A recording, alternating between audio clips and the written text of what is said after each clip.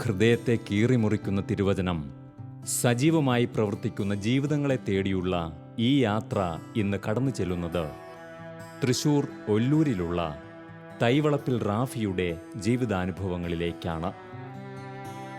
ഇരുളാർന്ന തൻ്റെ ജീവിതാനുഭവങ്ങളിൽ നിന്നും ഒരു യഥാർത്ഥ ക്രിസ്തുശിഷ്യനിലേക്കുള്ള നവീകരണ ദൂരം ഇദ്ദേഹം നമുക്ക് മുന്നിൽ വരച്ചു കാണിക്കുന്നു. മദ്യത്തിനും മയക്കുമരുന്നിനും അടിമപ്പെട്ട അനേകം ജീവിതങ്ങളിലേക്കും കടബാധ്യതയാലും മറ്റു കുടുംബ പ്രശ്നങ്ങളാലും നീറുന്ന ഒട്ടനവധി ജീവിതങ്ങളിലേക്കും നമ്മുടെ നാഥൻ്റെ സ്നേഹവും കരുതലും പങ്കുവയ്ക്കാൻ ഇദ്ദേഹം കടന്നു ചെല്ലുന്നു.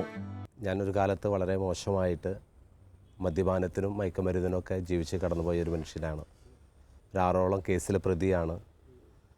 അങ്ങനെ വിവാഹത്തിലേക്ക് പ്രവേശിച്ചു കഴിഞ്ഞപ്പോൾ വീട്ടിൽ സമാധാനമില്ല, എപ്പോഴും പ്രശ്നങ്ങളും അടിയും വഴക്കൊക്കെ ആയിട്ട് കടന്നുപോയ ഒരു കാലഘട്ടത്തിൽ ഭാര്യയുടെ പ്രാർത്ഥനയാണ് സത്യത്തിൽ ഒരു കരിസ്മാറ്റിക് ധ്യാനം കൂടാനായിട്ട് ഇടവന്നത്. ആ ധ്യാനത്തിനകത്ത് ആ ധ്യാന മന്ദിരത്തെയും വൈദികരെയൊക്കെ ഒരു കാലഘട്ടത്തിൽ തെരുവ് നാടകം നടത്തി ആക്ഷേപിച്ചൊരു വ്യക്തിയായിരുന്നു ഞാൻ. അപ്പോൾ ആ ധ്യാനത്തിനകത്ത് അന്ന് ധ്യാനിപ്പിച്ചിരുന്നത് ബഹുമാനപ്പെട്ട പനക്കലച്ചനായിരുന്നു. അപ്പം അച്ഛൻ ഒറ്റക്കാലിലാണ് നിൽക്കുക എന്ന ഒരു പൊതുവേ കേട്ടിട്ടുണ്ട്. ഒറ്റക്കാലിൽ മണിക്കൂറോളം നിന്ന് വചനം പറയുന്ന ഒരു വ്യക്തിയാണെന്ന്. പലപ്പോഴും ധ്യാന മന്ദിരത്തെക്കുറിച്ചും അവിടെയുള്ള ആളുകളെയും അവിടുത്തെ ഭക്ഷണങ്ങൾ എങ്ങനെയൊക്കെ ഇങ്ങനെ ക്രമപ്പെടുത്തുന്നു ഇങ്ങനെ അന്വേഷണം നടത്തുകയായിരുന്നു ഞാൻ സത്യത്തിൽ. അങ്ങനെ അച്ഛൻ പ്രസംഗിക്കുമ്പോൾ സൈഡിൽ നോക്കുകയും ഒറ്റക്കാലാണ് ഉടുപ്പിൻ്റെ അടിയിലേക്ക് നോക്കുകയൊക്കെ ചെയ്ത് അങ്ങനെ സമയം 1-2 ദിവസം ചെലവഴിച്ചു.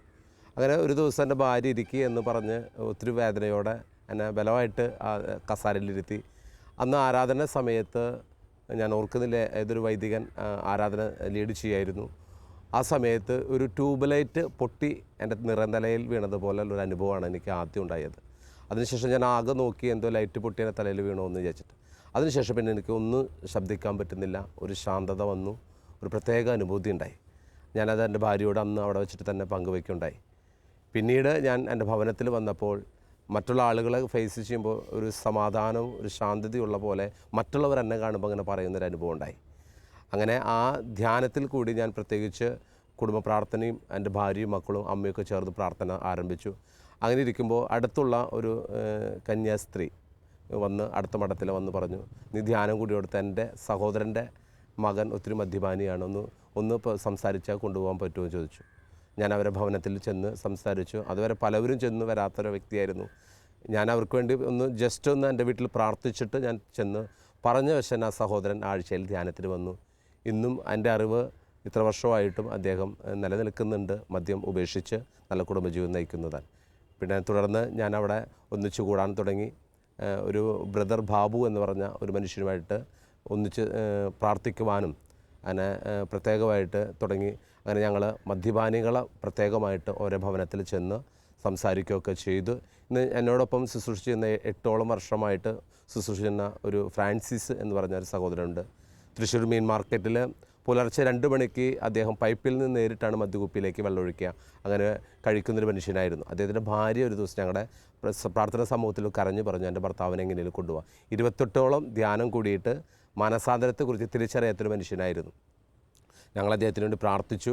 മീൻ മാർക്കറ്റിൽ ഒരു ദിവസം ചെന്നു. അദ്ദേഹം വളരെ മോശമായിട്ട് ആദ്യം സംസാരിച്ചെങ്കിലും പിന്നീട് ഞങ്ങളുടെ കൂടെ ധ്യാനത്തിന് വരികയും അദ്ദേഹം ഒരു ധ്യാനത്തിൽ അദ്ദേഹത്തെ സ്പർശിക്കുകയും അതുപോലെ ഞങ്ങളുടെ കൂട്ടായ്മയിൽ അനുദിനം ഞങ്ങൾ വിളിക്കുകയും ഫോണിൽ കൂടെ ബന്ധപ്പെടുകയും ഇപ്പോൾ ഏകദേശം 8-9 വർഷമായിട്ട് അദ്ദേഹം മദ്യപാനമായിട്ട് ഞങ്ങളുടെ കൂടെ ശുശ്രൂഷ ചെയ്യുകയും തൃശ്ശൂർ അതിരൂപതയുടെ നവീകരണ പ്രസ്ഥാനത്തിൽ അല്ലെങ്കിൽ സംഘടനകളിലൊക്കെ കൂട്ടായ്മകളിൽ അദ്ദേഹം ശുശ്രൂഷ തുടർന്നു പോകുകയും ചെയ്യുന്നുണ്ട്.